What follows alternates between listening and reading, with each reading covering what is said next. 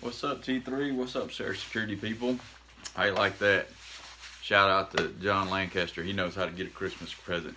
Snazzy, huh? If you want something put like that on, holler at me. We might can hook you up. All right. So, where are my shooters? That's my subject for tonight. Yesterday we had a class of awesome shooters. They were zealous to serve for their church, and I'm impressed with their work ethic they put in. But I'm gonna tell you a little bit of ugly truth about what went on yesterday, and I'm gonna try to get into it real quick, so maybe I won't take a whole lot of your time tonight. We were shooting at a target, and you guys that have been to our classes know what I'm talking about. Well, we were shooting at something about the size of an apple. You know, the average apple, maybe just a little bit bigger than the average apple. And we put a number inside that, and we challenged them to try to shoot that. And man, those guys tore that up. You know, when we first started, I'm not gonna lie, there was a few out there, they were, shooting all around the outside of that circle, and we worked with them. We worked with them with the trigger reset. We worked with them with their grip. We worked with them with their stance, and we got them. Everybody, was half dollar size by the end of it. Pretty close. They'd lose one every now and then, but I was super impressed, and everybody was feeling proud of their accomplishment. We had a couple shooters that had pretty good experience, and they were doing extremely well. In this scenario, where most were working to get that half dollar, we had a couple guys who had the experience, who've been shooting pistols, shooting handguns, and shooting tactical shoots, so they had the leg up, and they were down, let's say around a quarter, okay? A quarter, and I'm talking about with both hands. I'm not talking about just your right hand. We expect you to be good with both hands. We're going to train you with both hands. We got that going. Everybody was doing great. And then we didn't put the runner on them yet, because the runner is extremely difficult. And I'm going to explain the runner right quick. The runner, we have a target that runs at you, and it covers 21 feet in 1.7 seconds. And you say, 1.7 seconds? That's extremely fast. Well, it's been proven that a human can cover 21 feet, and usually beat the average person. He can actually get on you and take you down before you can come out of the holster. So to be in this gunfight, you've got to be out of the holster in less than 1 second. So that's what we're training for. Okay, we got to be out of the holster in less than 1 second.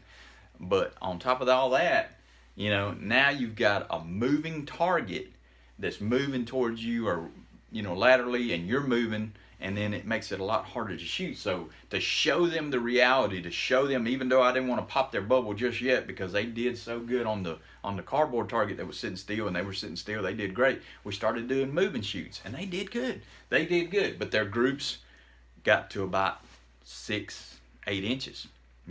We went from, and we didn't increase the distance very much. We were shooting from about the 7-10 yard line, moving in and out, and laterally, side to side, and all of a sudden their groups, got to bigger than my head. As big as it is, they got bigger than my head. So those groups went to wandering very quickly. Even my experienced shooters were struggling with that. Even though they had those great groups, they struggled with that. Moving and shooting is hard. It's extremely hard. You've got to practice at it. There's no one I've seen that has the natural ability to do that. You have to do it with practice. You have to do it with training. All right. And then on top of that, I put the steel target out, and I had them move from point A to point B while shooting.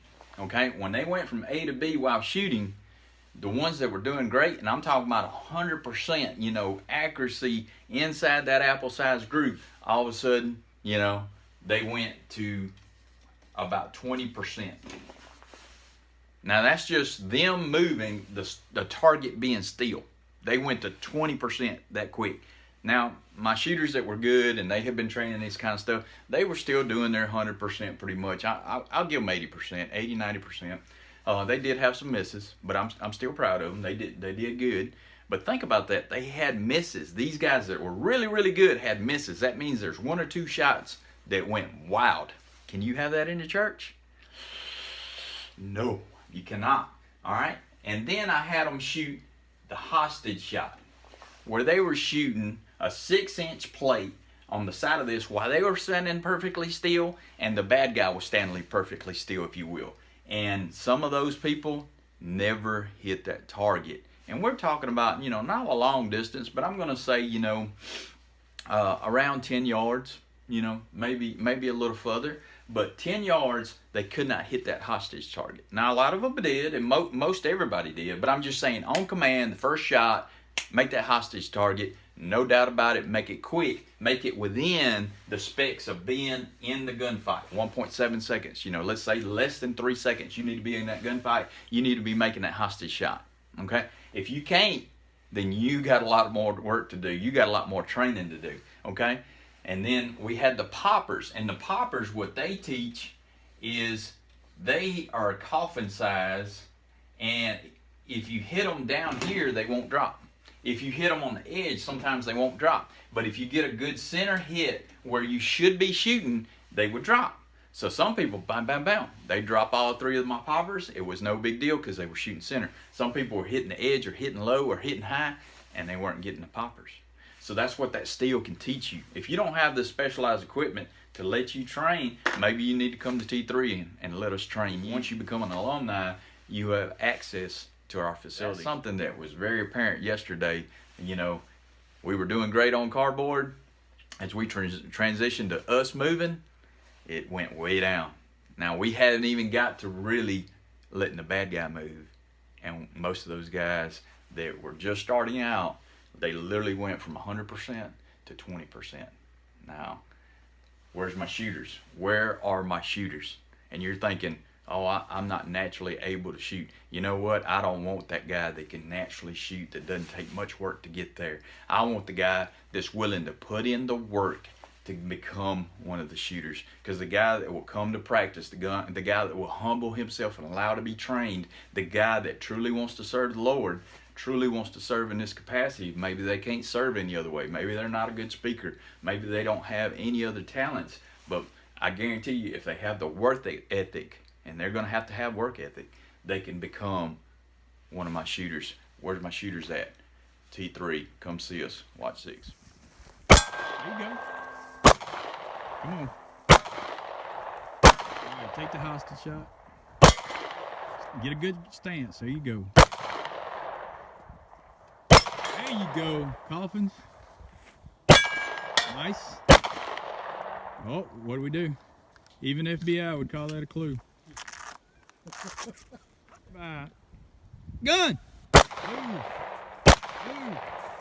Keep moving. There you go. Good shot. Cut!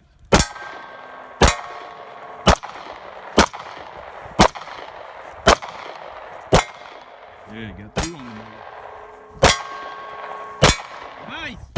Nice! Right. Coffin. Come on now. Don't let me down. Squeeze.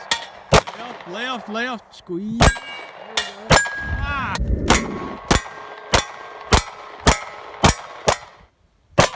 Nope. Bring it up. It'll swing around when you center it. Bring it up. You hit it. You ready? Get ready. Gun! Nice. All right, stand still. Nice.